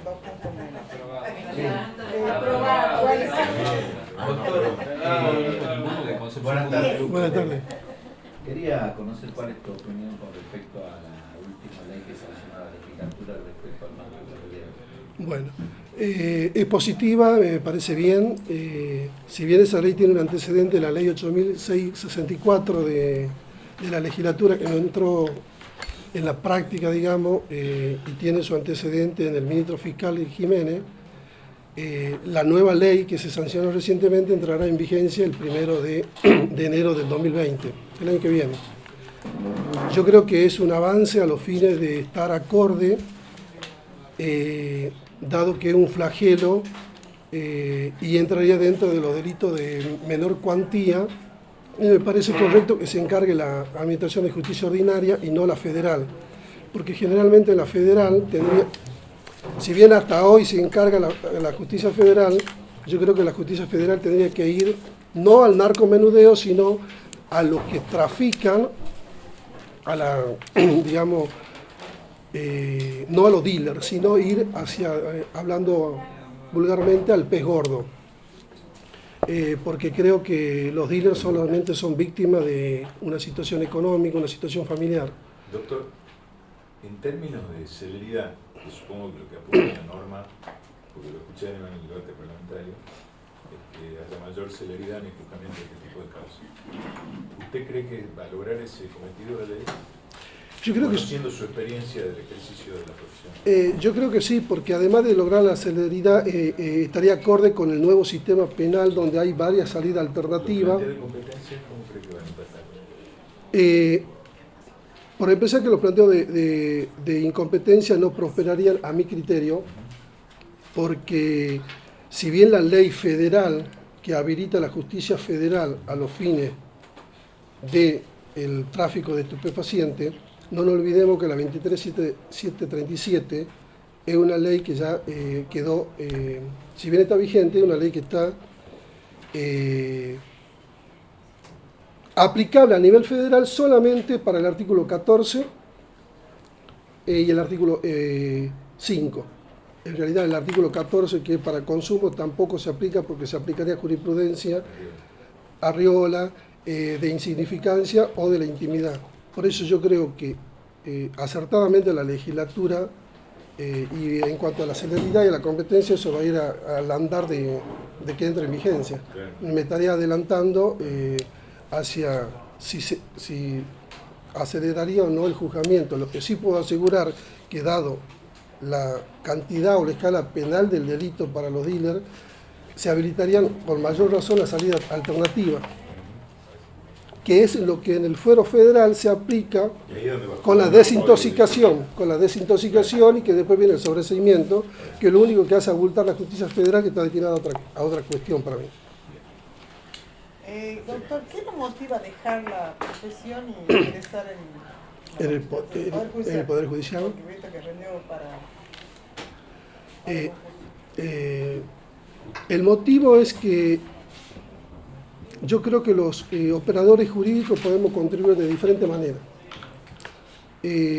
Tanto del ejercicio profesional, en los años que tengo de ejercicio, uno contribuye siempre en pos de la justicia cuando es un abogado recto.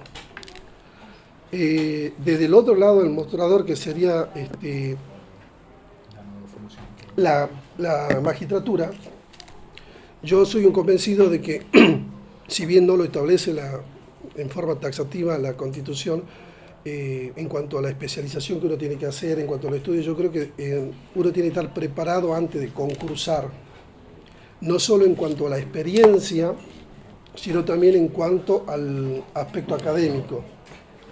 Más allá de que uno se va a morir sin conocer el derecho o conocer gran parte del derecho, pero rendir un concurso para una función tan importante republicana como es la magistratura, uno tiene que estar preparado con la experiencia y con el estudio académico. ¿Qué me lleva a dejar la profesión si algún día ingresase al Poder Judicial? Es precisamente porque quiero contribuir a una mejora de la justicia. ¿El inconveniente del nuevo sistema del Código para empezar a elegir un capital a partir de mayo del 2015? ¿Es inconveniente? ¿Puede señalar alguno? ¿Si es inconveniente el código o el sistema? Si es inconveniente el sistema y la aplicación. Si ves alguno, ¿cuáles serían? Bueno, ahí tendríamos que dividir lo que es el código y lo que es el sistema. El sistema adversarial, acusatorio adversarial, para mí no tiene inconveniente. El sistema, en cuanto al código, podría tener algunas inconvenientes en la práctica, pero eso inconveniente no es de la ley en cuestión formal o abstracta, sino que es en cuanto a los operadores jurídicos. Y cuando digo operadores jurídicos me refiero no solo a los magistrados, a los fiscales de cámara, al Ministerio Público de la Defensa, al Ministerio Público Fiscal, me refiero a los operadores, incluso a los operadores, como en el caso mío, de la parte privada. Porque en la parte privada se cree erróneamente que hay que saber hablar para estar en el nuevo sistema, cuando en realidad lo que hay que saber es armar la teoría del caso, centrarse en las cuestiones específicas e importantes del derecho penal, porque en definitiva el derecho penal no viene a solucionar ni con el viejo ni con el nuevo sistema la conflictividad social. es una herramienta más para tratar de llevar paz social. Entonces, yo no le veo inconveniente, por lo menos en lo que yo estoy viendo en Concepción, que también estoy matriculado, en las audiencias que voy. Lo que sí veo es una falta de preparación. Una falta de preparación, y me animo a decir, de los dos lados del mostrador. No solo de los abogados particulares, sino también de los magistrados, de los fiscales de cámara. Preparación en no cambiar la lógica del sistema, en no querer adaptarse a la lógica. ¿Cuál es la nueva lógica? Que hay que ser responsable. Si yo voy a acusar, tengo que tener fundamento para acusar. Si yo voy por la defensa, también tengo que hacer un mea culpa y saber qué estoy defendiendo. No defender por defender, más allá del principio constitucional, también existe jurisprudencia acabada en cuanto a la defensa eficaz que uno tiene que ejercer. Pero también en cuanto a la parte del Ministerio Público, no veo, en los juicios orales también que tengo acá en Tucumán, una preparación acabada. Tal vez seamos los operadores los que hagamos fracasar el sistema y no el sistema mismo. Muchísimas gracias. Muchas gracias, doctor. Doctor, buenas tardes.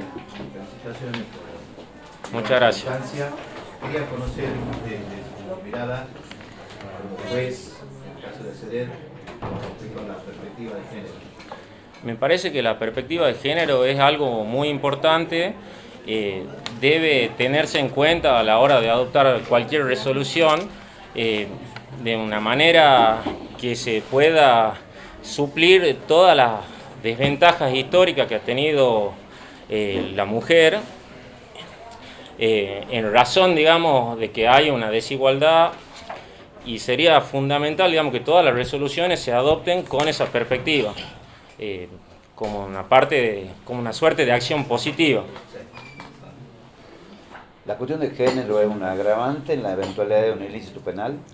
En algunos ilícitos penales está tipificado como agravante, por ejemplo, en lo que son los homicidios del artículo 80, para el delito de lesiones, en algunos casos sí. La pregunta va dirigida a otro aspecto, no al aspecto técnico perdón. de la ley, sino a tu criterio. ¿Es una coyuntura a valorar en sí misma o como agravante de un ilícito penal? Me parece que es una coyuntura a valorar en sí misma, porque hay situaciones que más allá de que se imponga una sanción penal, se puede requerir alguna clase de activismo judicial. Hace poco hubo un fallo, si no me equivoco, de una jueza de familia, o creo que una jueza laboral, que mandó, además de la sentencia, mandó a las partes condenadas, creo que era un empresario, si mal no recuerdo, lo mandó a hacer cursos para imbuirse del tema de violencia de género, perspectiva y todo eso. Y en ese sentido me parece que como juez penal también se podría hacer, por ejemplo, en los casos de la probation, acuerdos incluso de soluciones alternativas de conflicto, como mediaciones, conciliaciones, que está discutida la posibilidad para estos casos de violencia de género, pero podría suplirse con estas herramientas. En ese caso que hablas, ¿vos sabés por qué el juez lo manda a hacer curso de violencia de género?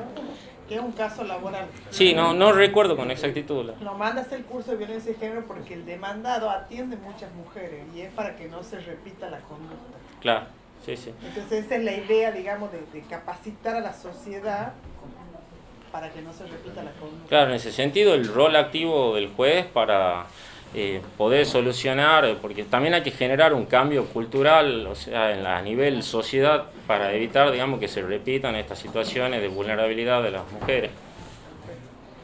¿Cuántos años tenés? 33.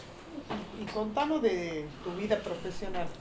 Mi vida profesional arrancó como abogado hace 10 años, 9 años en realidad. Me recibí en marzo de 2010. Ejercí un tiempo en la profesión libre, fui asesor de instituciones públicas, entre ellos acá en el Consejo, en el jurado de enjuiciamiento, Bueno, y luego en el año 2014 empecé a trabajar como ayudante judicial en la Fiscalía de Instrucción Penal de la 9ª Nominación, luego como ayudante fiscal, después prosecretario y desde hace un año como secretario en una defensoría penal.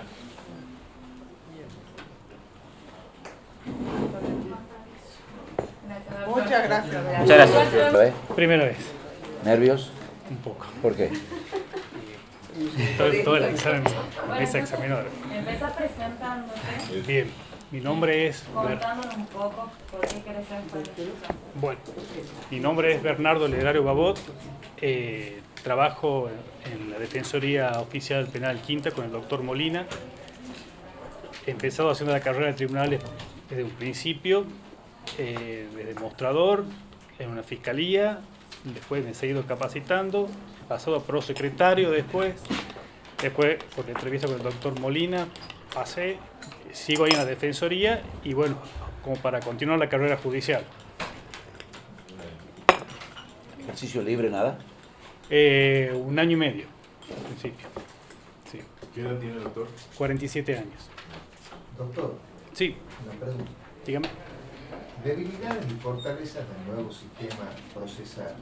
Bien. Desde el punto de vista de la magistratura. Bien. Bueno, como puede Yo lo bueno que veo acá es respecto a... Una vez había hecho un curso con una jueza de Buenos Aires, la doctora Mariana Maldonado. Y ella nos había dicho que lo importante en este nuevo sistema es que el lenguaje sea un lenguaje claro, fácil. Entonces, lo que estoy viendo yo en las audiencias que se han hecho, especialmente con el doctor Maggio, uno va, en el caso que yo estoy yendo por la defensoría, y cuando, por ejemplo, le piden una prisión preventiva y él ve si ese pedido no es muy grande el tiempo, entonces él agarra y por él lo disminuye o pregunta a la fiscalía cuál es el tiempo necesario para hacer la prueba que está pidiendo para confirmar esa prisión preventiva. Hasta el mismo imputado es el que entiende el por qué es lo que por qué lo van a privar de la libertad en ese momento. O sea, no hay una objeción por parte de él.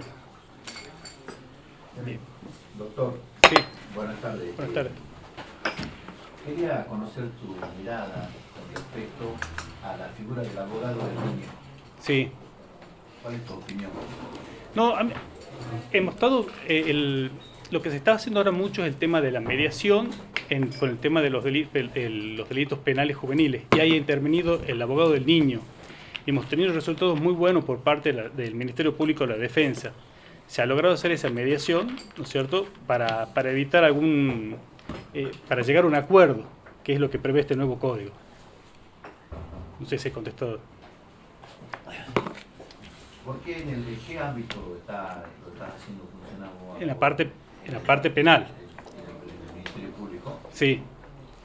¿Vos crees que está bien que funcione ahí la figura del abogado del niño? Sí, sí, sí. ¿Por qué?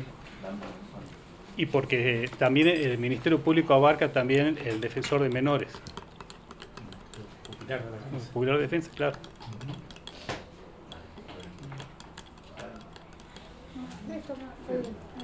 Muy bien, muchas gracias. ¿Qué origen tiene ese apellido? Italiano. Italiano.